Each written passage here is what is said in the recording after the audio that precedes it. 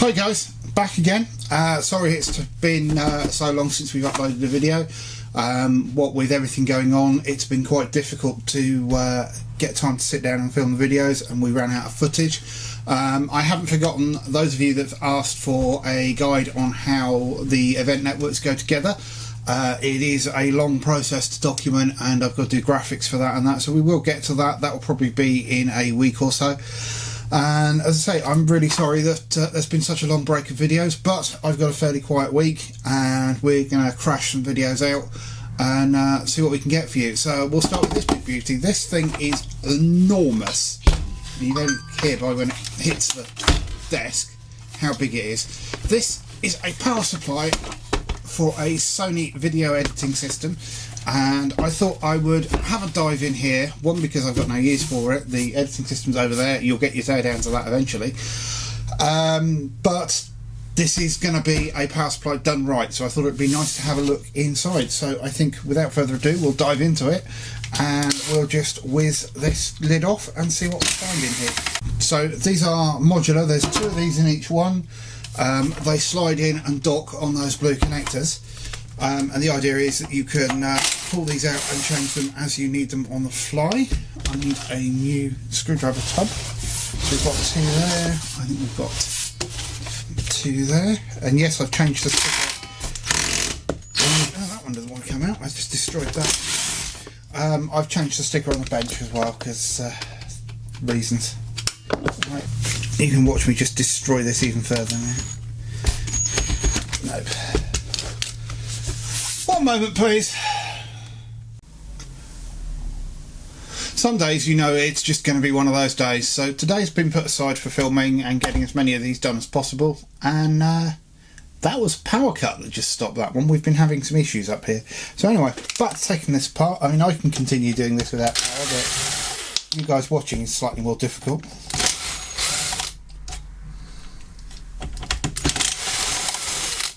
Right, so that's that off. I'm sure there's more screws somewhere. Okay, we didn't need to take all of that. There's a little PCB with LEDs on here that we didn't necessarily need to unscrew, and I don't think that helps us. I've just seen how the I don't know if you'll be able to see that. You're at the wrong angle really. The little pull tags to get this out. Let's zoom you down. Oh, new mount, not quite as rigid as the old one. So little tags here to pull the device in and out, or power supply in and out, are captive on these little lugs. That's quite a nice bit of finish. So we still can't move. What's to say? What we say? We just go and pull everything out. I think I'm not expecting us to get that together. So power supplies like this, if you're scavenging parts for your parts bin, especially if you're hobbyist, then things like this often yield pretty good usable parts. We're not going to get any further with that because that's secured. So my guess is these are potentially for heat sinks. If we get these out, that top board will probably come out.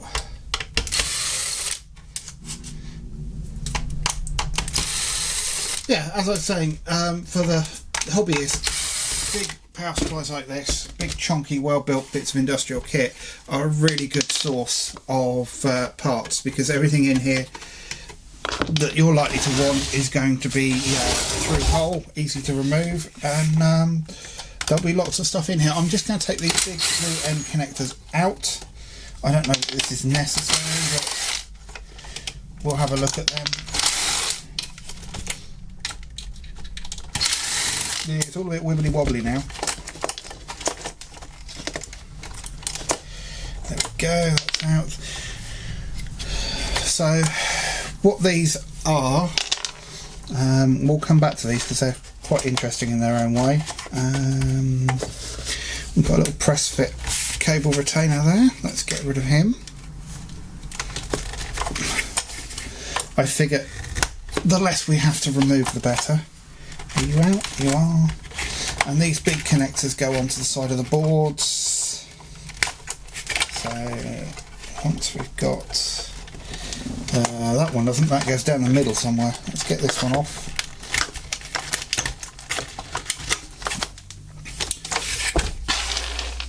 Origins of this is from BBC Cardiff. This is part of the big haul. As I said, I will gradually tear down the rest of it. Dave Jones has torn one of these DVS7000s apart, so you can go have a look at his site if you want, his page, if you want to see more on that. But obviously these have been in an air-conditioned studio, so they're fairly good condition. There's that big blue hot swap connector. The other one won't come out until we've worked out how to get these boards out. Shall we see if something moves a bit better now? Oh yes. Oh, that's heavy. That's most of the weight right there. So we've got some connectors on the front which you can't see. There is probably a right and a wrong way of doing this, and we're probably doing it the wrong way. So the heatsink, there's two tabs here for these screws, and the heatsink won't come past those. Can we spread the case and trap my fingers in there? Yes, we can. And can we do the same on this end? There is probably, as I said, a right way of doing this, and this is almost certainly not the right way of doing it. There we go, we're out. Right, I need to do a few bits that you can't see because there's just no room to get you in here.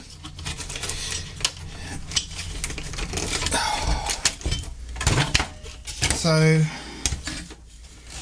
the right way in the case of this looks like it's to slide everything this way, but that is a big chunk of aluminium. So let's see what we've got in here. So the reason that big blue connector won't come out is because it's attached to the main supply. So let's take that out. We've got another one of those push fit crimps in there. Let's just get him out.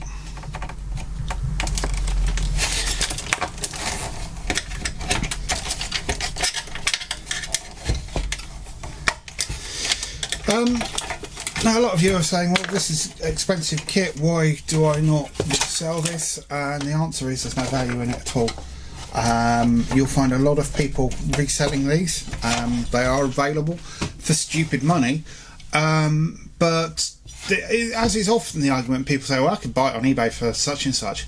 You may well be able to, but go, when you're looking for stuff like this that's rare and that, go and look at the actual prices and the sale history, because they may have these up there for 400 or 500 quid, and I may be justified in saying, you know, I'll sell the other one for 400 or 500 quid. But if you go and look on eBay and then check how many have sold, you'll find that there have been absolutely no sales. So if you're valuing stuff from eBay, make sure you check the items that have sold before you price yourself out. So I'm going to pull this board out of the way in a second. We'll have a quick look. All we've got here is some LEDs. That's interesting. Where's that end panel? So, okay, that is just a power LED. That's one big LED. They're all commoned up. I thought they may have been indicating power rails, but they're not.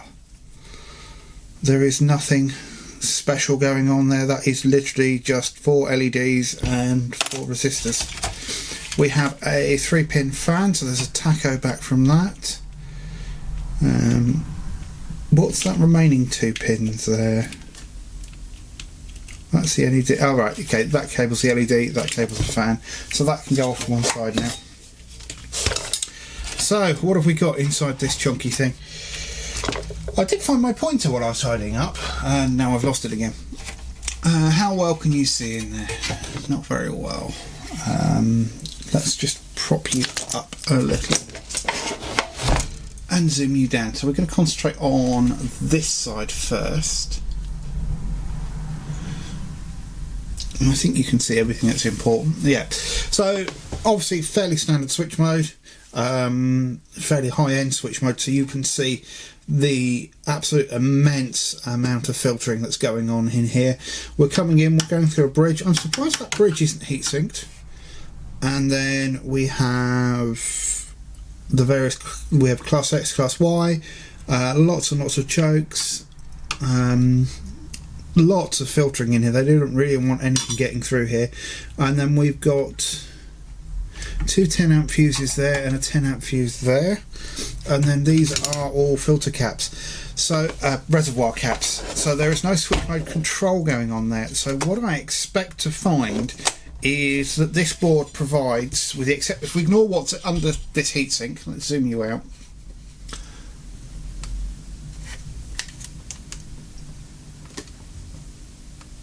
So what I expect to find here is this board provides them a 300 volt DC supply, and then we have separate power supplies under each here. So I'm expecting encapsulated power supplies under here, because there's no switch mode controller, there's no active electronics, there's nothing to make me think that there's any active electronics on the other side. So let's just peel one of these off if we can. I can't quite see where these are, so I'm guessing. I know you can. So in a past life I used to work with, repair and maintain crash test systems as well as build them, and this was quite a common theme for the power supplies in there. We would provide a bus for all the power supplies to work from, and then we would use DC to DCs to derive our power sources from that DC bus. Yes, I know you can probably see where that screw is, I can't.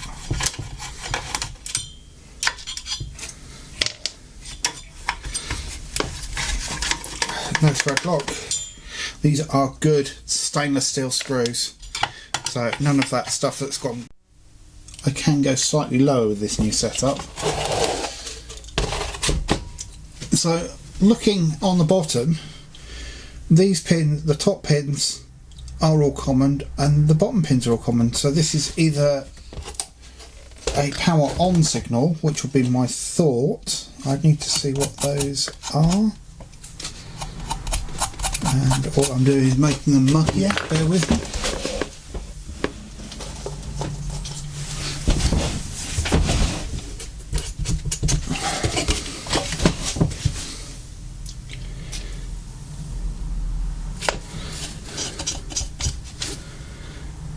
I don't recognise them. I'll need to look them up. But I suspect they're a power on, so that will be a power good signal of some kind.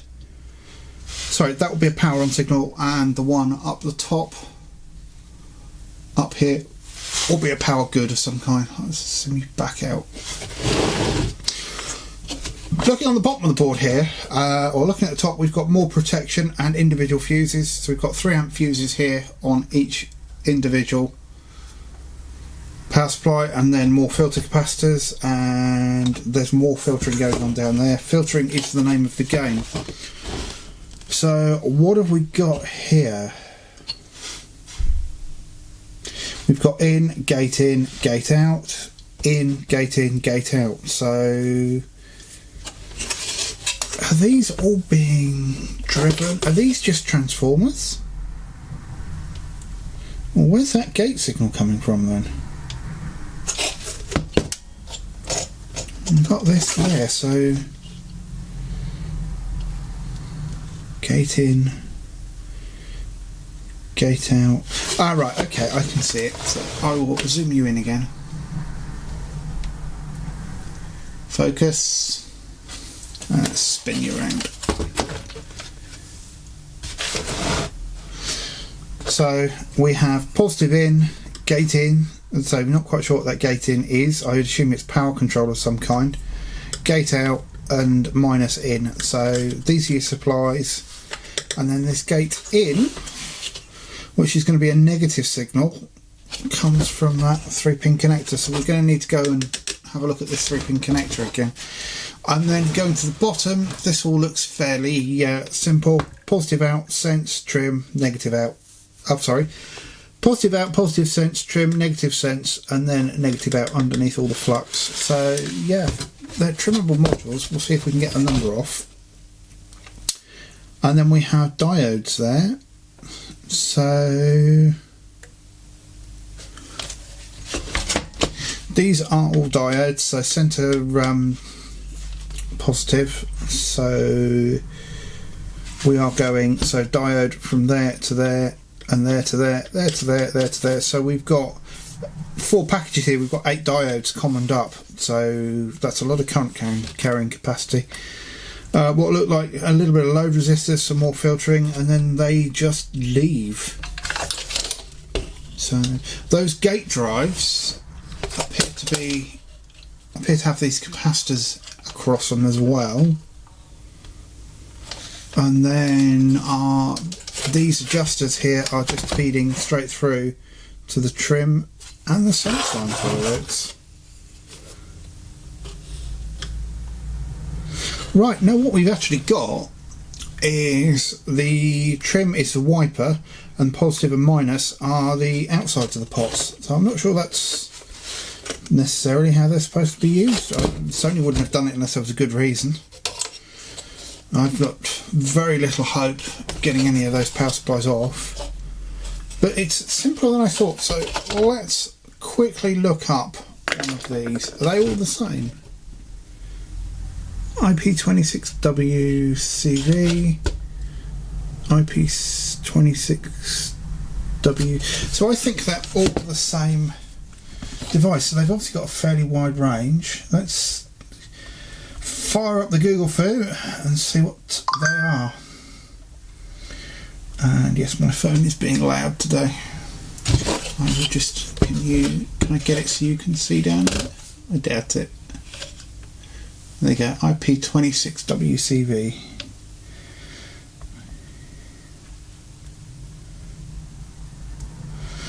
What I want to know is where's that gate signal come from? What else is on there? So the 2-pin connector drives that optocoupler and nothing else, and then this provides the gate, the vibe, and then the positive and the negative. So let's put that away.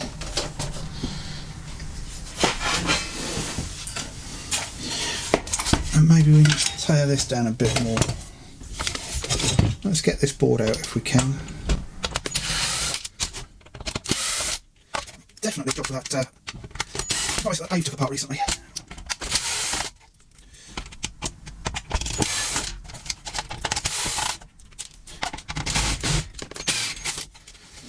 Oh, I missed one.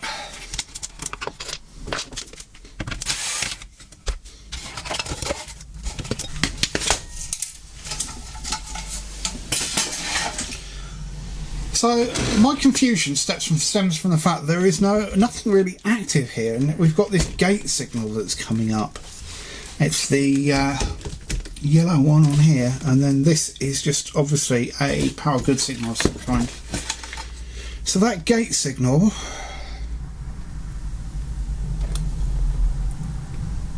okay, one of these things is not like the other. This module is something else.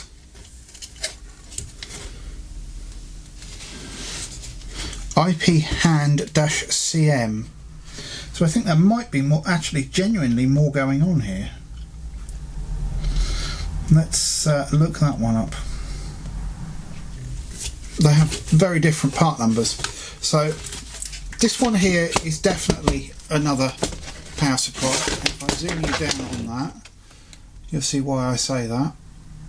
So it's really difficult to not twist the camera while I'm doing this. I need to tighten that up a bit more.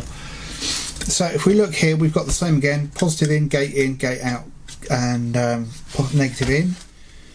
That gate is coming from this gate out here, and then we've got positive out. Oh, there we go. You've got positive out, negative out, and they go across here. Thoughts here. This is slightly more complex than I thought. These modules are hiding a lot of complexity. So our mains is coming in where? There. It's going through the bridge. It doesn't actually touch any caps, so none of this down here is involved. So if you draw a line from here, that's the extent of the mains.